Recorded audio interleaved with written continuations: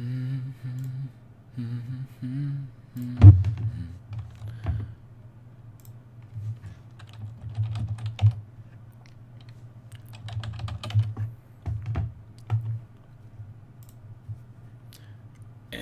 we're live. Hello, everyone. Manonym ASMR here. Long time no see. Let me log into my Twitter real quick so I can tweet out a link to this broadcast. I was thinking we might read Harry Potter, of all things. But I would have to unlist the stream after that, because that is copyrighted content, isn't it? I don't know how much fair use would let me get away with, per se. Maybe if I, pause every paragraph and be like, I don't know if I agree with that, but... Sorry for talking in a non-soothing manner.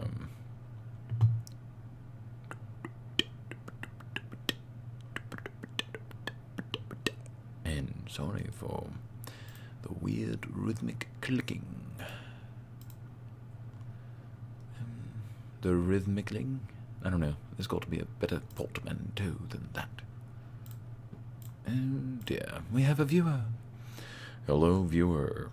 Thank you for tuning in. How have you been? Let's copy this URL and let's tweet it. Just tweet it.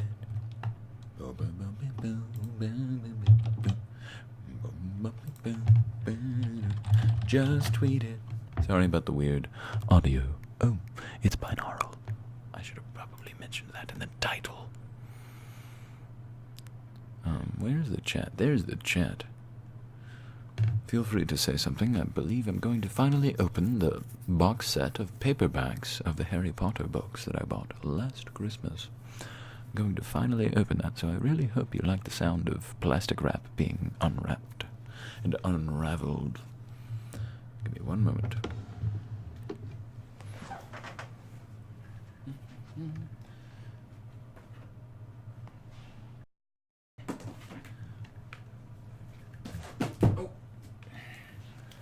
Okay, I have fetched the paperback box set of my Harry Potter books. I read the first one once when I was 10, about 15 years ago. But I haven't read any others since then. And I haven't watched the Deathly Hallows. I've seen the other 6 films, I should say. But I never saw either part of Deathly Hallows. If you don't mind the plastic trigger, let me be quiet. Sorry. Oh, it's got that new book smell.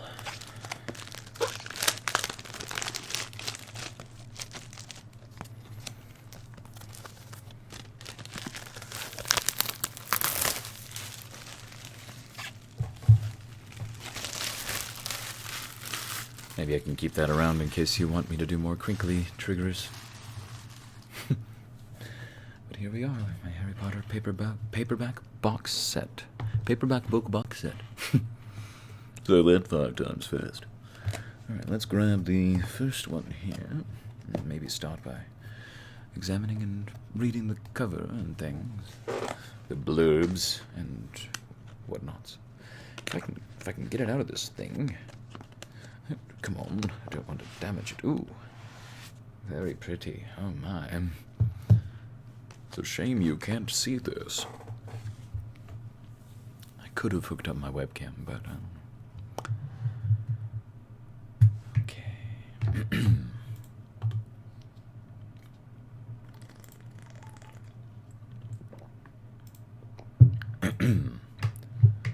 All right, here we go. The extraordinary national bestseller, Harry Potter and the Sorcerer's Stone. By the way, let me know if the binaural audio is not preferred. Harry Potter and the Sorcerer's Stone by J.K. Rowling, however you say. Praise for J.K. Rowling's Harry Potter and the Sorcerer's Stone.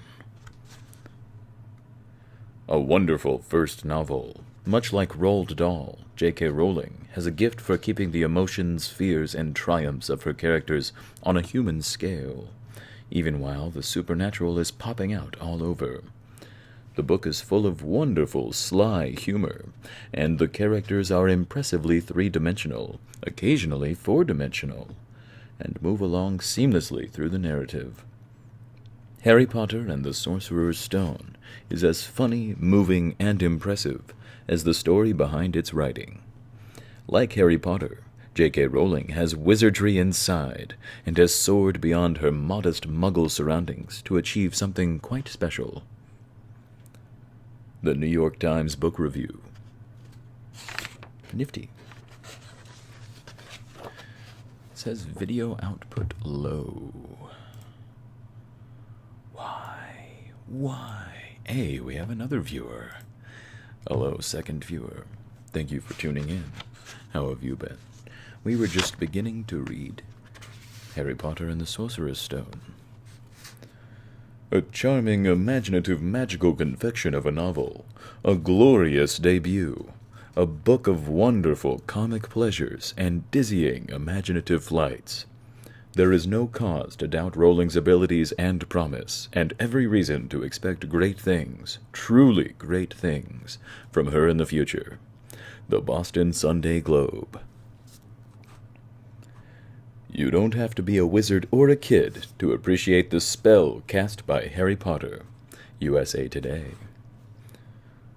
The story delights, and the writing gives you goosebumps, the good kind. Chicago Tribune.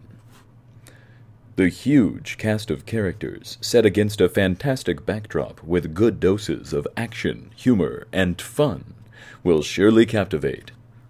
Seattle Times.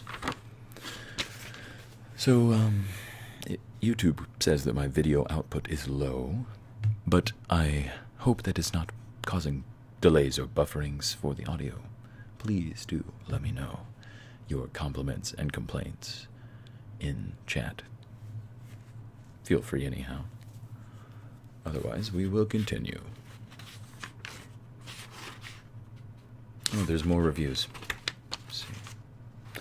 Also, second viewer, let me know if the binaural audio is preferred or if I should switch to the other setting on the mic where it's like equal in both ears rather than me bouncing back and forth like so.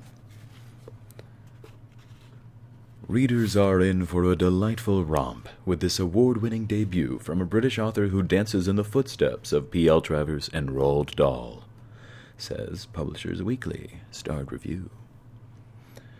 After reading this entrancing fantasy, readers will be convinced that they, too, could take the train to Hogwarts School, if only they could find platform 9 3/4 at the King's Cross Station.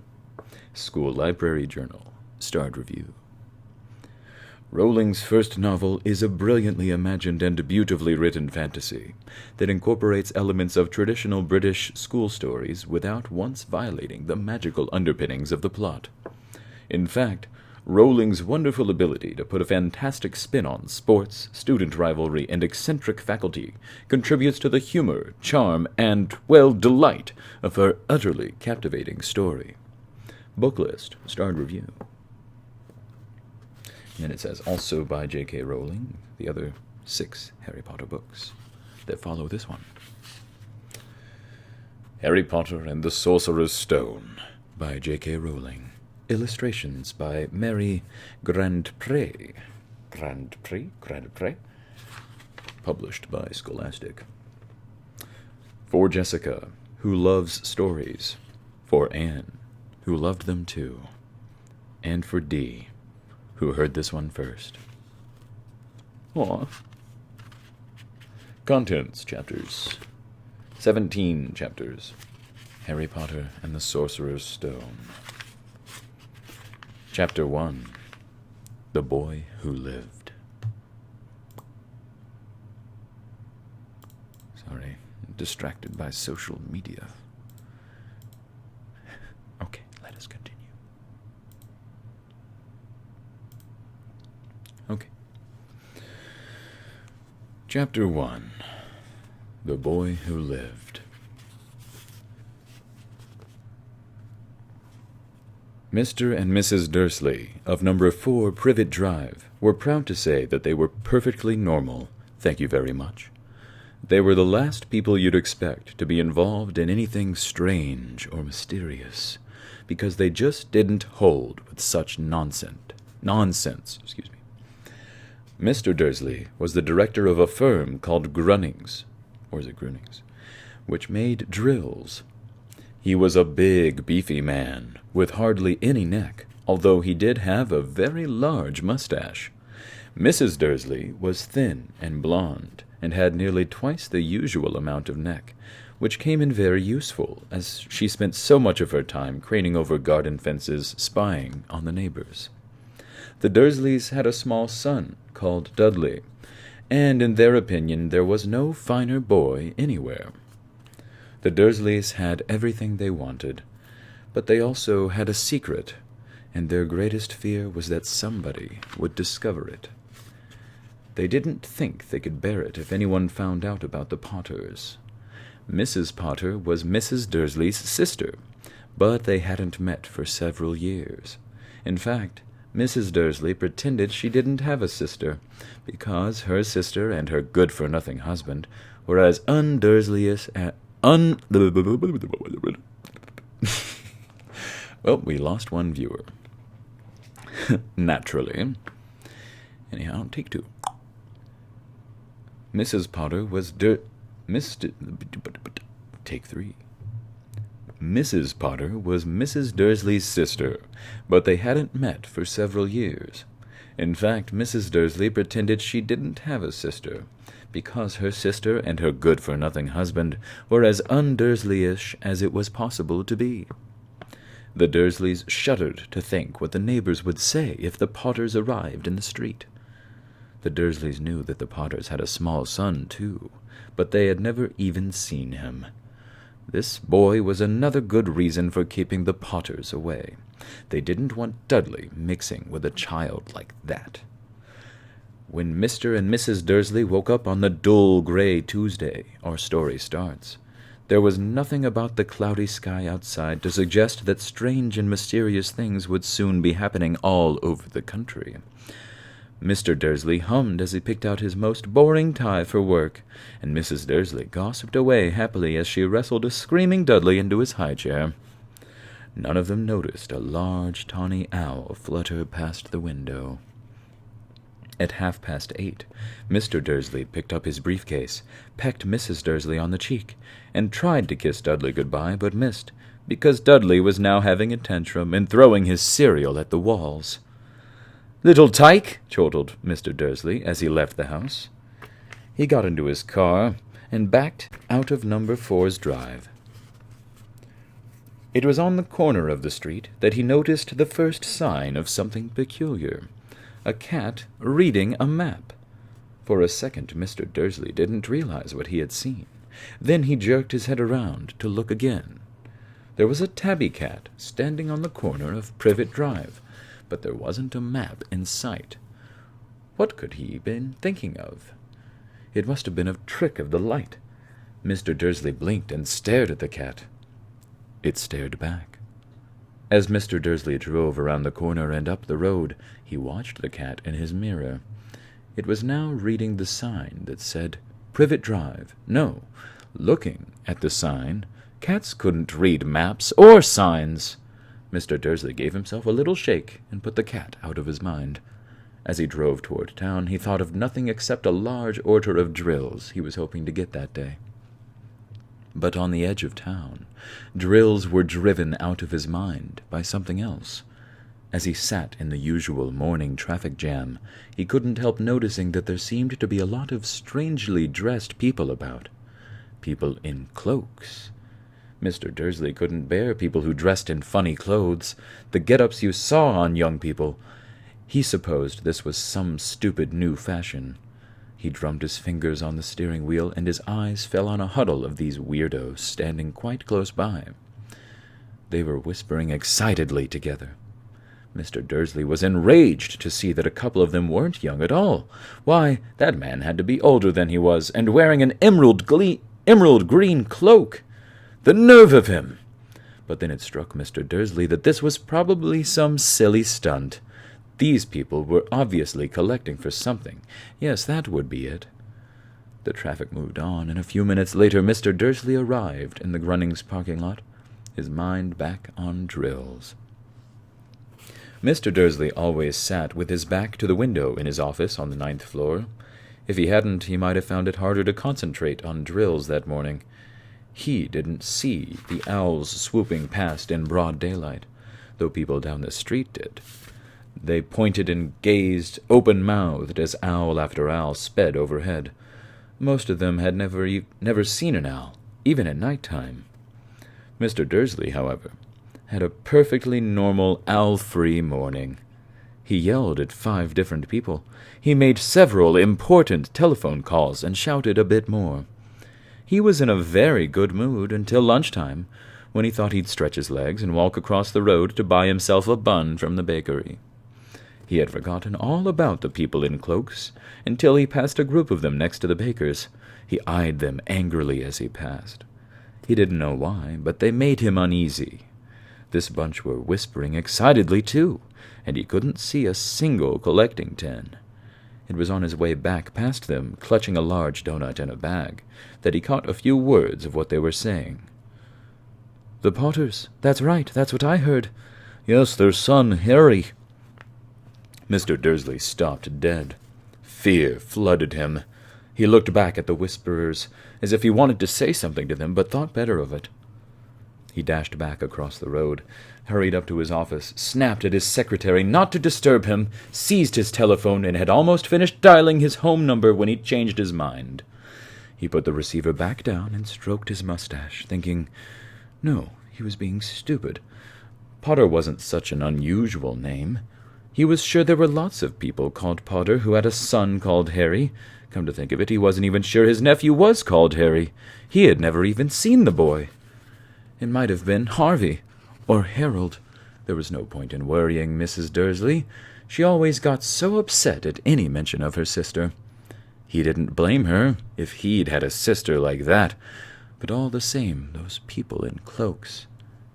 He found it a lot harder to concentrate on drills that afternoon, and when he left the building at 5 o'clock, he was still so worried that he walked straight into someone just outside the door. "Sorry." Accents are hard. "Sorry," he grunted, as the tiny old man stumbled and almost fell. It was a few seconds before Mr. Dursley realized that the man was wearing a violet cloak. He didn't seem at all upset at being almost knocked to the ground. On the contrary, his face split into a wide smile, and he said in a squeaky voice that made passers-by stare, "Don't be sorry, my dear sir, for nothing could upset me today. Rejoice, for you know who has gone at last. Even muggles like yourself should be celebrating this happy, happy day." And the old man hugged Mr. Dursley around the middle and walked off. Mr. Dursley stood, rooted to the spot. He had been hugged by a complete stranger. He also thought he had been called a muggle, whatever that was. He was rattled. He hurried to his car and set off for home, hoping he was imagining things which he had never hoped before, because he didn't approve of imagination. As he pulled into the driveway of number 4, the first thing he saw, and it didn't improve his mood, was the tabby cat he had spotted that morning. It was now sitting on his garden wall. He was sure it was the same one. It had the same markings around its eyes. "Shoo!" said Mr. Dursley loudly. That cat didn't move. It just gave him a stern look. Was this normal cat behavior? Mr. Dursley wondered. Trying to pull himself together, he let himself into the house. He was still determined not to mention anything to his wife. Mrs. Dursley had had a nice, normal day. She told him over dinner all about Mrs. Next Door's problems with her daughter, and how Dudley had learned a new word, "won't." Mr. Dursley tried to act normally.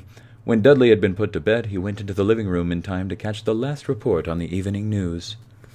And finally, bird watchers everywhere have reported that the nation's owls have been behaving very unusually today. Although owls normally hunt at night and are hardly ever seen in daylight, there have been hundreds of sightings of these birds flying in every direction since sunrise. Experts are unable to explain why the owls have suddenly changed their sleeping pattern. The newscaster allowed himself a grin. Most mysterious. And now over to Jim McGuffin with the weather. Going to be any more showers of owls tonight, Jim? Well, Ted, said the weatherman, I don't know about that, but it's not only the owls that have been acting oddly today. Viewers as far apart as Kent, Yorkshire, and Dundee have been phoning in to tell me that instead of the rain I promised yesterday, they've had a downpour of shooting stars. Perhaps people should have been celebrating bonfire night early. It's not until next week, folks, but I can promise a wet night tonight. Mr. Dursley sat frozen in his armchair. Shooting stars all over Britain. Owls flying by daylight.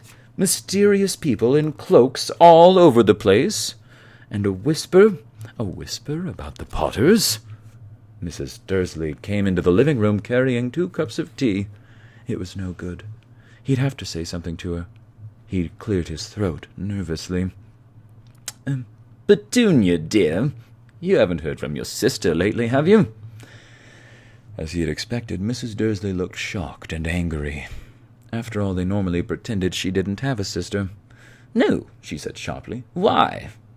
Funny stuff on the news, Mr. Dursley mumbled. Owls, shooting stars. And there were a lot of funny-looking people in town today. So? Snapped Mrs. Dursley. Well, I just thought maybe it was something to do with, you know, her crowd. Mrs. Dursley sipped her tea through pursed lips. Mr. Dursley wondered whether he dared tell her he'd heard the name Potter. He decided he didn't dare. Instead, he said, as casually as he could, Their son. He'd be about Dudley's age now, wouldn't he? I suppose so, said Mrs. That sounds more like McGonagall. Shit. I suppose so, said Mrs. Dursley stiffly. What's his name again? Howard, isn't it? Harry. Nasty common name, if you ask me. Oh, yes, said Mr. Dursley, his heart sinking horribly. Yes, I quite agree. He didn't say another word on the subject as they went upstairs to bed. While Mrs. Dursley was in the bathroom, Mr. Dursley crept to the bedroom window and peered down into the front garden. The cat was still there. It was staring down Privet Drive as though it were waiting for something. Was he imagining things? Could all this have anything to do with the Potters? If it did, if it got out that they were related to a pair of... Well, he didn't think he could bear it. The Dursleys got into bed. Mrs. Dursley fell asleep quickly, but Mr. Dursley lay awake, turning it all over in his mind. His last comforting thought before he fell asleep was that even if the Potters were involved, there was no reason for them to come near him and Mrs. Dursley. The Potters knew very well what he and Petunia thought about them and their kind. He couldn't see how he and Petunia could get mixed up in anything that might be going on. He yawned and turned over. It couldn't affect them. How very wrong he was. Mr. Dursley might have been drifting into an uneasy sleep, but the cat on the wall outside was showing no sign of sleepiness. It was sitting as still as a statue, its eyes fixed unblinkingly on the far corner of Privet Drive. It didn't so much as quiver when a car door slammed on the next street, nor when 2 owls swooped overhead. In fact, it was nearly midnight before the cat moved at all. A man appeared on the corner the cat had been watching. Appeared so suddenly and silently, you'd have thought he'd just popped out of the ground. The cat's tail twitched, and its eyes narrowed. Nothing like this man had ever been seen on Privet Drive. He was tall, thin, and very old, judging by the silver of his hair and beard, which were both long enough to tuck into his belt.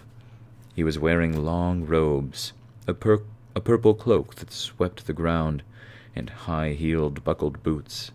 His blue eyes were light, bright, and sparkling behind half-moon spectacles, and his nose was very long and crooked, as though it had been broken at least twice. This man's name was Albus Dumbledore. Albus Dumbledore didn't seem to realize that he had just arrived in a street where everything from his name to his boots was unwelcome. He was busy rummaging in his cloak, looking for something, but he did seem to realize he was being watched. because he looked up suddenly at the cat, which was still staring at him from the other end of the street. For some reason, the sight of the cat seemed to amuse him.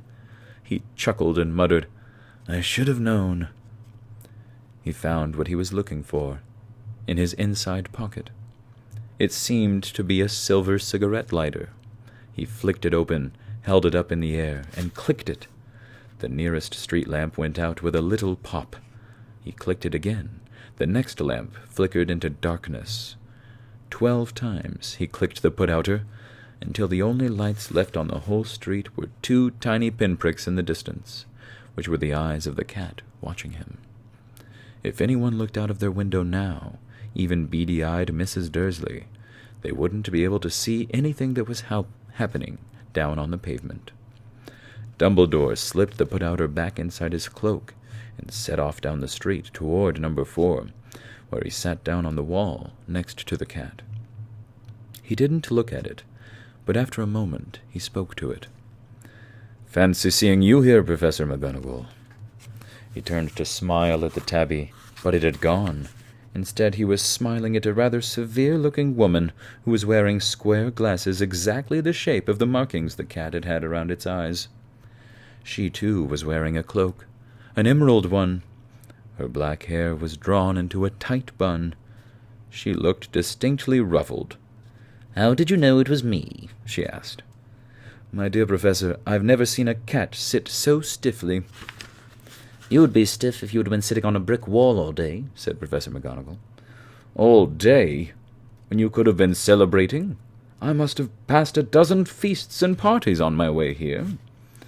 Professor McGonagall sniffed angrily. "Oh, yes, everyone's celebrating all right," she said impatiently. "You'd think they'd be a bit more careful, but no. Even the Muggles have noticed something's going on. It was on their news." She jerked her head back and forth at the Dursleys' dark living-room window. "I heard it. Flocks of owls, shooting stars. Well, they're not completely stupid.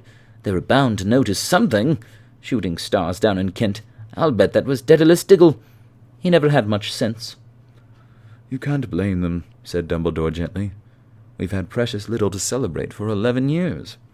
"I know that," said Professor McGonagall irritably. "But that's no reason to lose our heads. People are being downright careless, out on the streets in broad daylight, not even dressed in Muggle clothes, swapping rumors." She threw a sharp sideways glance at Dumbledore here, as though hoping he was going to tell her something, but he didn't, so she went on. "A fine thing it would be if, on the very day you-know-who seems to have disappeared at last, the Muggles found out about us all. I suppose he really has gone, Dumbledore?" "It certainly seems so," said Dumbledore. "We have much to be thankful for. Would you care for a lemon drop?" "A what?" "A lemon drop. They're a kind of Muggle sweet I'm rather fond of." "No, thank you," said Professor McGonagall coldly, as though she didn't think this was the moment for lemon drops. "As I say, even if you-know-who has gone—" "My dear Professor, surely a sensible person like yourself can call him by his name. All this you-know-who nonsense. For 11 years I've been trying to persuade people to call him by his proper name, Voldemort." Professor McGonagall flinched, but Dumbledore, who was unsticking 2 lemon drops, seemed not to notice. "It all gets so confusing if we keep saying you-know-who. I've never seen any reason to be frightened of saying Voldemort's name." I know you haven't." "I know you haven't," said Professor McGonagall, sounding half exasperated, half admiring. "But you're different. Everyone knows you're the only one you know—" "Oh, all right, Voldemort was frightened of—" "You flatter me," said Dumbledore calmly. "Voldemort had powers I will never have." "Only because you're too, well, noble to use them." "It's lucky it's dark. I haven't blushed so much since Madame Pomfrey told me she liked my new earmuffs." Professor McGonagall shot a sharp look at Dumbledore and said, "The owls are nothing next to the rumors that are flying around. You know what everyone's saying, about why he's disappeared, about what finally stopped him." It seemed that Professor McGonagall had reached the point she was most anxious to discuss, the real reason she had been waiting on a cold, hard wall all day, for neither as a cat nor as a woman had she fixed Dumbledore with such a piercing stare as she did now. It was plain that whatever everyone was saying, she was not going to believe it until Dumbledore told her it was true. Dumbledore, however, was choosing another lemon drop and did not answer. "What they're saying," she pressed on, "is that last night Voldemort turned up in Godric's Hollow. He went to find the Potters. The rumor is that Lily and James Potter that they're dead." Dumbledore bowed his head. Professor McGonagall gasped. "Lily and James, I can't believe it." Oh, wait, that's supposed to be her. "Lily and James, I can't believe it. I didn't want to believe it. Oh, Albus." Dumbledore reached out and patted her on the shoulder. I know, he said heavily. Professor McGonagall's voice trembled as she went on. "That's not all. They're saying he tried to kill the Potter's son, Harry, but he couldn't. He couldn't kill that little boy. No one knows why or how, but they're saying that when he couldn't kill Harry Potter, Voldemort's power somehow broke, and that's why he's gone." Dumbledore nodded glumly. "It's true," faltered Professor McGonagall. "After all he's done, all the people he's killed, he couldn't kill a little boy. It's just astounding. Of all the things to stop him. But how in the name of heaven did Harry survive?" "We can only guess," said Dumbledore. "We may never know." Professor McGonagall pulled out a lace handkerchief and dabbed at her eyes beneath her spectacles. Dumbledore gave a great sniff as he took a golden watch from his pocket and examined it. It was a very odd watch. It had 12 hands, but no numbers. Instead, little planets were moving around the edge. It must have made sense to Dumbledore, because he put it back in his pocket and said, "Hagrid's late. I suppose it was he who told you I'd be here, by the way?" "Yes," said Professor McGonagall. "And I don't suppose you're going to tell me why you're here, of all places." "I've come to bring Harry to his aunt and uncle. They're the only family he has left now." You can't mean the people who live here," cried Professor McGonagall, jumping to her feet and pointing at number 4. "Dumbledore, you can't. I've been watching them all day. You couldn't find 2 people who are less like us. And they've got this son.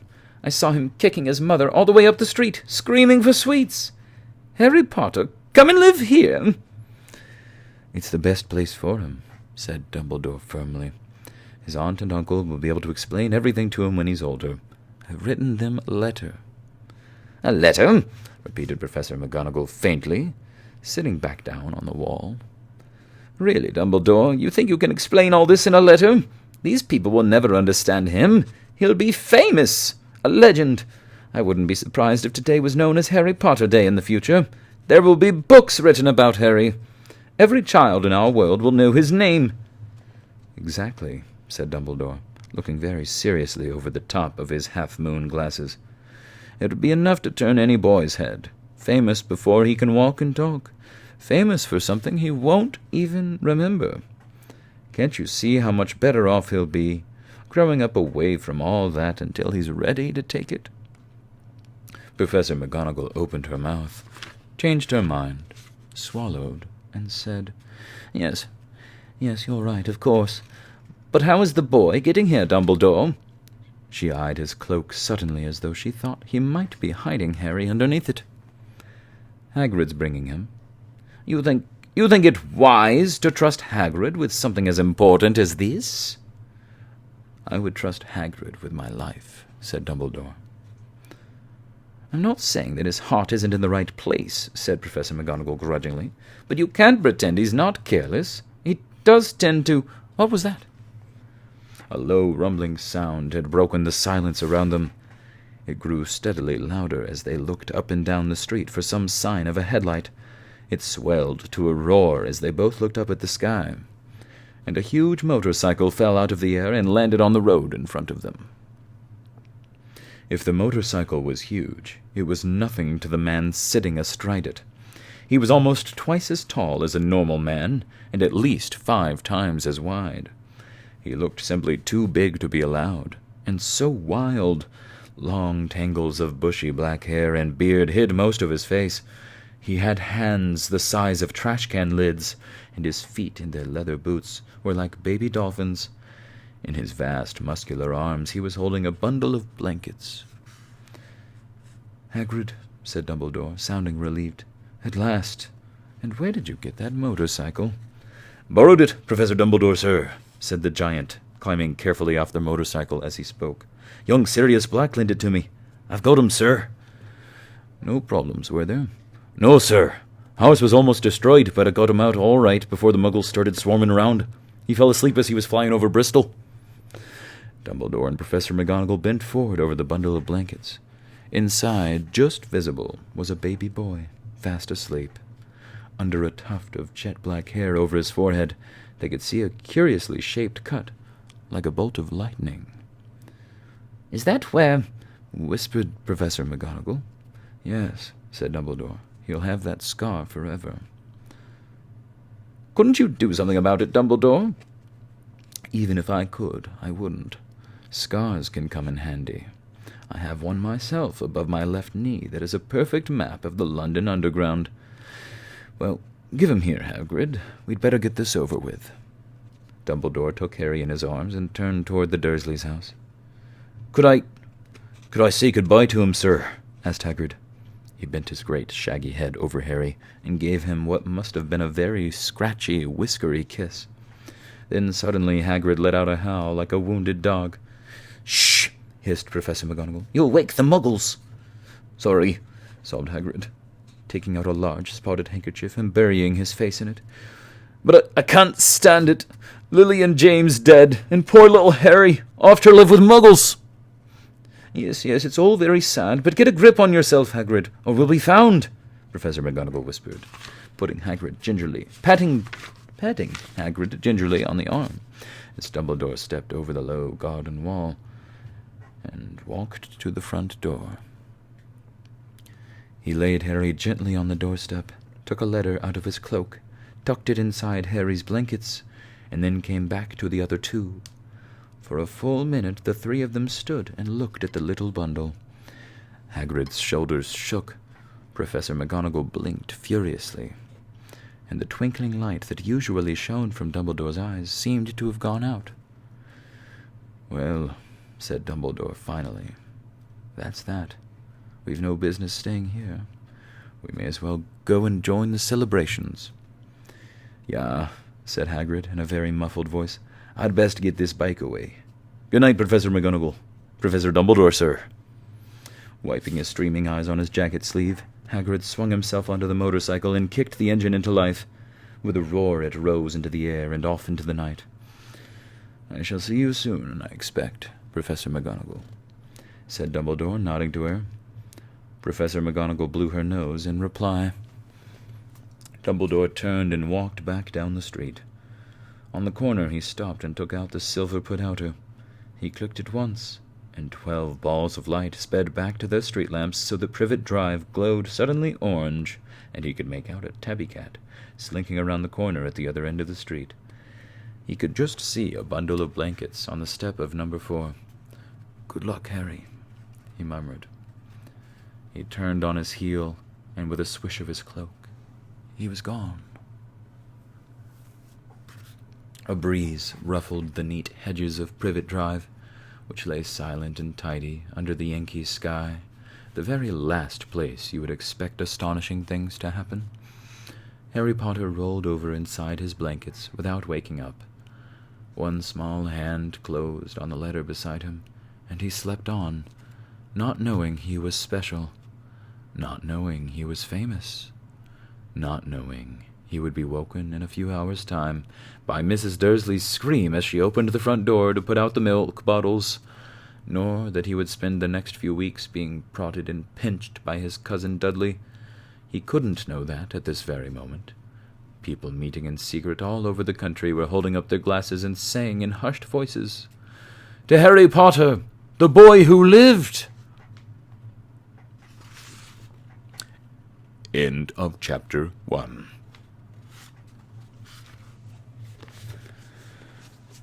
Well, that was fun. I hope that was enjoyable for you too. Should I continue reading?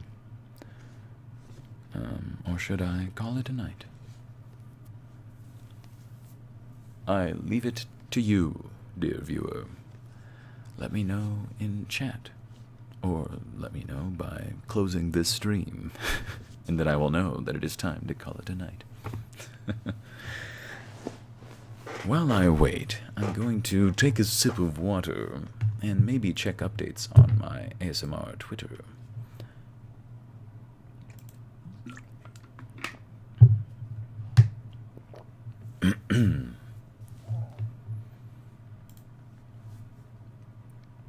Sorry about the noises and the weird audio situation. And my weird googling sounds that my body is deciding to make for some reason.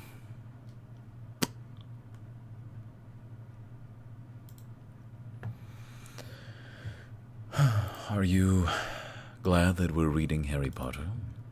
Or is there something else that we should be reading?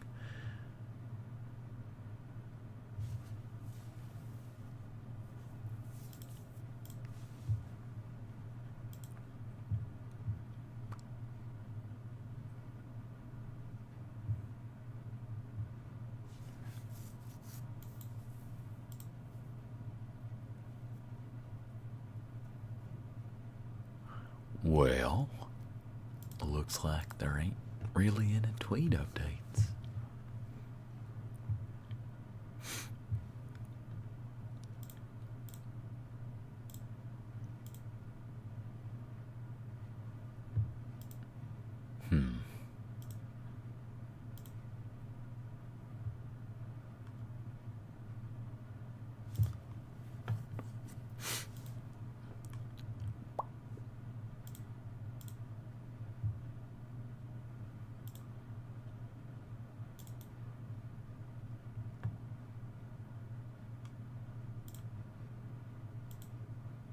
Oh, they left. Okay. I suppose that means that's the end of this stream. Thank you for tuning in. I hope you enjoyed. Join us next time for another Mananim ASMR live stream. But in case I don't see ya, good afternoon, good evening, and good night. And good luck, and sweetest dreaming, whether wake or sleep. Nighty-night.